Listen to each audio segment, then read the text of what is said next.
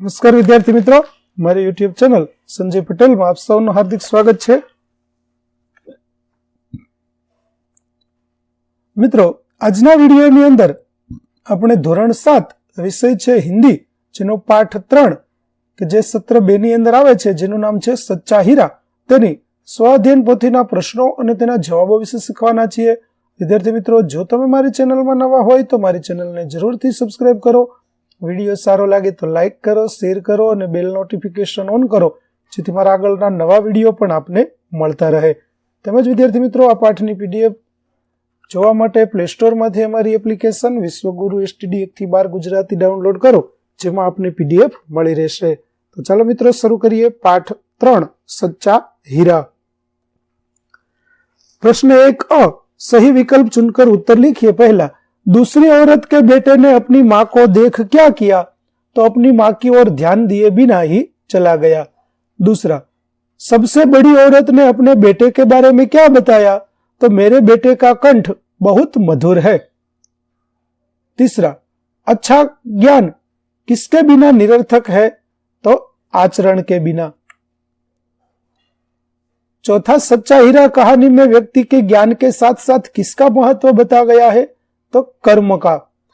पांचवा, वृद्ध महिला ने चौथे नंबर की स्त्री के लड़के को सच्चा हीरा इसलिए कहा कि वह संस्कारी था. छठा, मेरा बेटा लाखों में एक है वाक्य में प्रयुक्त महावरे का अर्थ क्या होता है? तो विशिष्ट होना.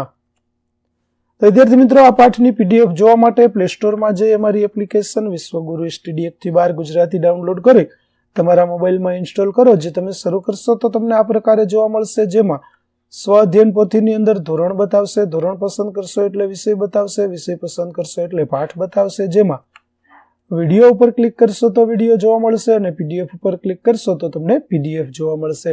તો આશા રાખો અમારી એપ્લિકેશન આપ સૌને ગમશે. જરૂર ડાઉનલોડ કરજો, જે એકદમ ફ્રી છે. કોઈ પણ પ્રકારના ચાર્જ વગર તમે વિડીયો અને પીડીએફ જોઈ શકશો. તો ચાલો મિત્રો આગળ વધીએ. હવે પ્રશ્ન નંબર 1 ब, निम्नलिखित उक्ति कौन किसे कहता है? लिखिए. तो पहला, दूसरी स्त्री अन्य स्त्रियों से कहती है. दूसरा, तीसरी स्त्री अन्य स्त्रियों से कहती है. तीसरा, चौथी स्त्री अन्य स्त्रियों से कहती है. चौथा, एक वृद्ध महिला चारों स्त्रियों से कहती है. और पांचवा, पहली स्त्री अन्य स्त्रियों से कहती है. प्रश्न 1 का, पढ़िए एवं कहानी विकास के क्रम में लिखिए. तो यहाँ पर जो वाक्य दिए गए हैं उनको कहानी विकास के क्रम में लिखेंगे. तो पहला होगा, सूर्य अस्त हो रहा था. दूसरा, मेरा बेटा लाखों में एक है. तीसरा, मेरा बेटा साक्षात बृहस्पति का अवतार है. चौथा, देखो यही है मेरी गोद का हीरा. पांचवा, बहन यही मेरा लाल है. छठा, मां लाओ मैं तुम्हारा घड़ा पहुंचा दूं. और सातवां, देखती क्या हो यही सच्चा हीरा है. उसके बाद प्रश्न 2 अ, प्रश्नों के उत्तर लिखिए. पहला, पहली स्त्री ने अपने बेटे की प्रशंसा कैसे की? तो आप यहां पर देख सकते हैं. दूसरा प्रश्न, दूसरी स्त्री ने अपने बेटे की तारीफ में क्या कहा? तो दूसरी स्त्री ने जो कहा आप यह भी देख सकते हैं. अगला प्रश्न है, तीसरी स्त्री ने अपने बेटे की विशेषता में क्या कहा? तो तीसरी स्त्री इस प्रकार अपने बेटे की तारीफ करती है. और चौथी स्त्री ने अपने बेटे का परिचय कैसे दिया? तो चौथी स्त्री इस प्रकार अपने बेटे का परिचय देती है. उसके बाद प्रश्न 2 ब, प्रश्नों के उत्तर लिखिए. पहला, आप अपने माता पिता को कौन कौन से काम में मदद करते हैं? तो मैंने यहाँ नमूने के तौर पर कुछ बातें लिखी है, आप यह लिख सकते हैं, या तो आप अपने माता पिता को जो मदद करते हैं वह भी लिख सकते हैं. दूसरा, आदमी सच्चा हीरा कैसे बन सकता है? तो उसका उत्तर भी आपको यहाँ पर देखने को मिलता है कि इंसान सच्चा हीरा किस प्रकार से बन सकता है. तीसरा प्रश्न, चौथी स्त्री का बेटा सचमुच हीरा था, क्यों? तो उसका कारण आप यहां पर देख सकते हैं, क्योंकि वह सबसे अच्छा था.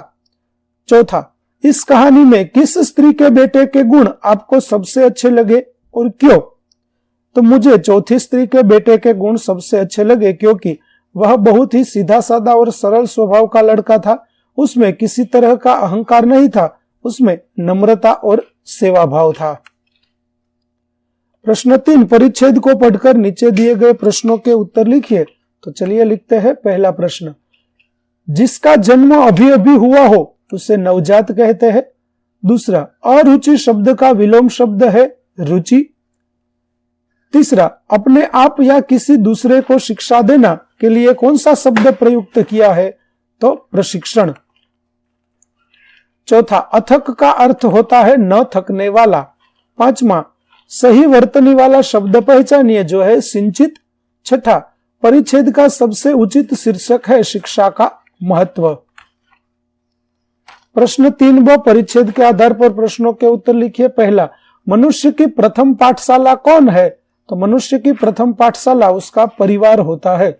दूसरा, कैसे मनुष्य राष्ट्र की प्रगति में सक्रिय योगदान दे सकते हैं? तो शिक्षित मनुष्य ही राष्ट्र की प्रगति में सक्रिय योगदान दे सकता है। तीसरा, मनुष्य का प्रथम गुरु कौन है?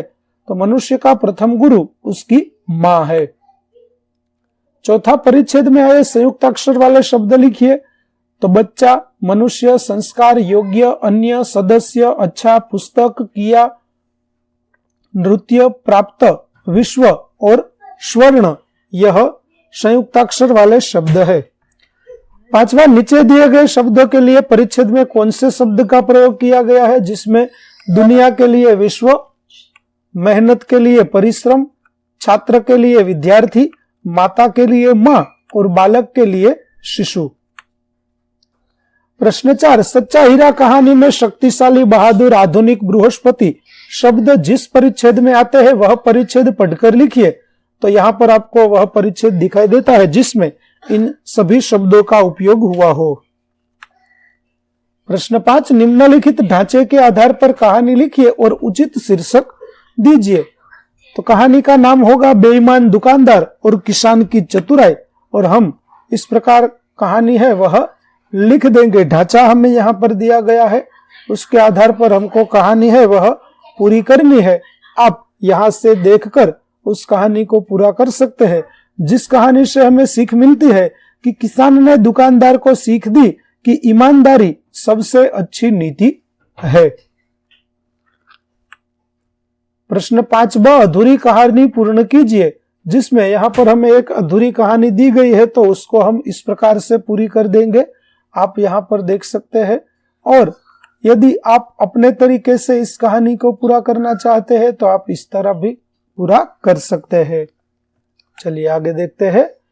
समानार्थी शब्द के सही अर्थ के आगे सही और गलत अर्थ के आगे गलत का निशान करके किसी एक सही अर्थ का वाक्य प्रयोग कीजिए। पहला, कंठ, तो गला, आवाज और स्वर सही अर्थ है, गलत है माला। वाक्य, सुबह पक्षियों की मधुर आवाज सुनाई देती है।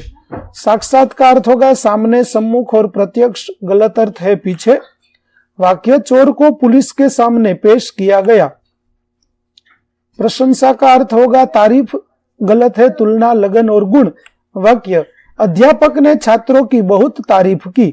सामर्थ्य का अर्थ है योग्यता और बल, गलत अर्थ है अभिमान और स्वभाव। वाक्य, महेश को अपनी योग्यता के आधार पर नौकरी मिली। चहचहाना, जिसका अर्थ है चहकना, गलत अर्थ ललकारना, चहकारना और फटकारना। वाक्य, चिड़िया का बच्चा चहक रहा था। प्रश्न 6, विलोम शब्द पर निशान करके वाक्य प्रयोग कीजिए। कमजोर का होगा बलवान। वाक्य, पहलवान बहुत बलवान था। वरदान का विलोम शब्द अभिशाप, तो ऋषि ने राक्षस को अभिशाप दिया। अंतिम का होगा प्रथम विलोम शब्द, महेश परीक्षा में प्रथम आया। मृदुल का होगा कठोर। वाक्य, हमारे अध्यापक बहुत कठोर है। अस्त का होगा उदय, तो पूर्व में सूर्य का उदय हुआ।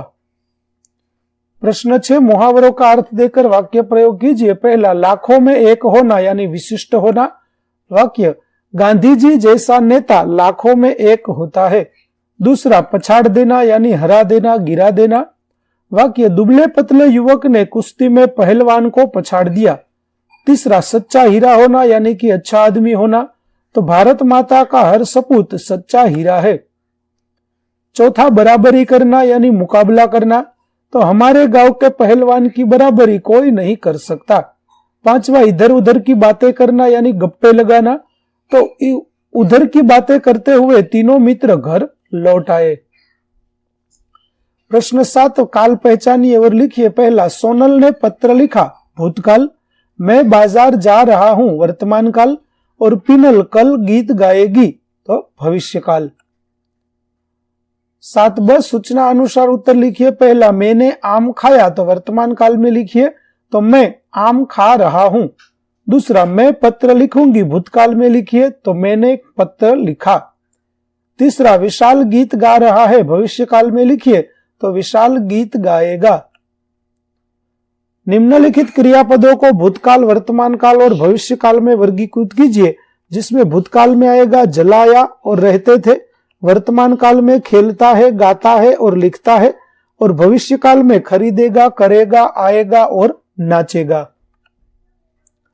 निम्नलिखित शब्दों के अर्थ शब्दकोश में से ढूंढकर लिखिए, जिसमें प्रशंसा का तारीफ, विराजमान यानी बैठना, प्रवृत्ति यानी कार्य, शक्तिशाली यानी बलवान, आधुनिक यानी नवीन और बुद्धिमान यानी होशियार। निम्नलिखित शब्दों को शब्दकोश के क्रम में लिखिए। पहला इस प्रकार होगा, किरण, क्षार, ज्ञाता, जंजीर और जुगनू। दूसरा इस प्रकार होगा, अंचल, अंचल, अंजलि, अंगना, अजर और अमर। तीसरा इस प्रकार से होगा, पंकज, प्यास, पृथ्वी, प्रकाश और प्रवीण। निम्नलिखित शब्दों के तुरंत बाद में आने वाले शब्द और उसका शब्दकोश में से अर्थ ढूंढकर लिखिए। नियति के बाद आएगा नियम, जिसका अर्थ है अनुशासन। अमन के बाद अमनस्क, जिसका अर्थ है उदासीन। प्रशंसा के बाद प्रशंसात्मक, जिसका होगा प्रशंसापूर्ण। क्षमा के बाद क्षमालु यानी क्षमा करने वाला। प्रतिभा के बाद प्रतिभाग यानी कि राजकर। और निवास के बाद निवासन, जिसका अर्थ है बसकर रहना। कहानी के आधार पर वाक्य में से बोल्ड टाइप वाले शब्दों में से गलत शब्द हटाकर सही वाक्य फिर से लिखिए। तो पहला होगा, मेरा बेटा लाखों में एक है। दूसरा होगा, मेरे बेटे की बराबरी कोई नहीं कर सकता। तीसरा, सूर्य अस्त हो रहा था। चौथा, भगवान सबको मेरे बेटे जैसा बेटा दे। और पांचवा, लोग बड़े चाव से उसका गीत सुनते थे। 10वां प्रश्न, वाक्यों को सही क्रम में रखकर अर्थपूर्ण वाक्य बनाइए। पहला, तालाब के शीतल जल में राजहंस रहता था। दूसरा, समारोह के मुख्य अतिथि कौन थे। तीसरा, नरेंद्र ने बालक को झपट कर खींच लिया।